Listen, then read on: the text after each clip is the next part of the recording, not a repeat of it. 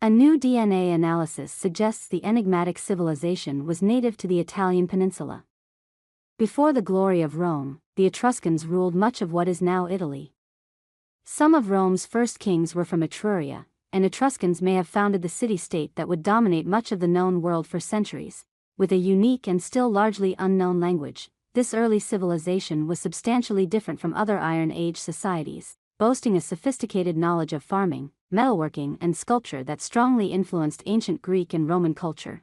He first known superpower of the Western Mediterranean, in the words of Live Science's Ben Turner, the Etruscans thrived for centuries. Only to be conquered by the Romans in the 3rd century BCE and fully assimilated into the Roman Republic by 90 BCE. For generations, researchers have wondered who the Etruscans were and where they came from. As early as the 5th century BCE, Greek historian Herodotus wrote that the enigmatic people first lived in a faraway land before migrating to the Italian peninsula. Now, reports Ariel David for Haaretz, a sweeping genetic survey has confirmed the Etruscans' origins, suggesting they were local, and proving Herodotus wrong. The new DNA analysis, which was centered on 82 individuals who lived between 800 BCE and 1000 CE, shows that these ancient people shared many of the same genes as their Roman neighbors.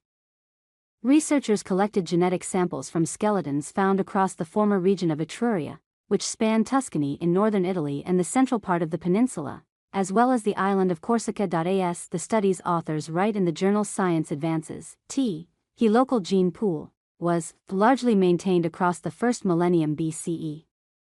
That finding changed dramatically during the time of the Roman Empire, when imperial expansion sparked the incorporation of populations from across the Mediterranean. This huge genetic shift in imperial times transforms Italians from a people firmly within the genetic cloud of Europe into a genetic bridge between the Mediterranean and the Near East. Lead author Cosimo Post, a geneticist at the University of Tübingen in Germany, tells Haaretz. Earlier archaeological and genetic research indicated that Italy was initially settled about 8,000 years ago by people migrating from Stone Age Europe and, later, the Eurasian steppes and Anatolia, the Etruscans. Look indistinguishable from Latins, and they also carry a high proportion of steppe ancestry. Post tells Andrew Curry of Science magazine, the civilization's still mostly indecipherable language is noticeably different from other societies of that era but bears some commonalities with Greek, including similar alphabets. Indeed, Herodotus once speculated that the Etruscans were actually ancient Greeks from Anatolia. According to Michelle Starr of Science Alert, the new study suggests the Etruscans managed to resist absorption by later migrations of Indo-European peoples and retain their unique language, at least for a time. Usually, when Indo-European arrives, it supplants the languages that were there before. Study co-author Gus Krunen, a linguist at Leiden University in the Netherlands, tells Science. So why do the Etruscans speak a non-Indo-European language?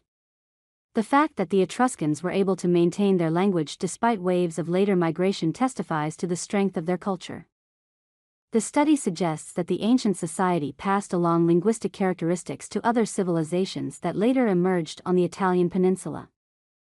This linguistic persistence, combined with a genetic turnover, challenges simple assumptions that genes equal languages, says study co-author David Caramelli, an anthropologist at the University of Florence in Italy. In a statement, he adds that this suggests a more complex scenario that may have involved the assimilation of early Italic speakers by the Etruscan speech community, possibly during a prolonged period of admixture over the 2nd millennium BCE. Though the language lasted for centuries after the collapse of its society, Etruria was eventually absorbed by Rome. Later, Etruscan language and culture similarly disappeared. Next, the researchers plan to find out why the civilization lasted as long as it did and how it finally ended. Feel free to leave a comment below. Thank you for following. Don't forget to subscribe to the channel to stay updated with hot news every day.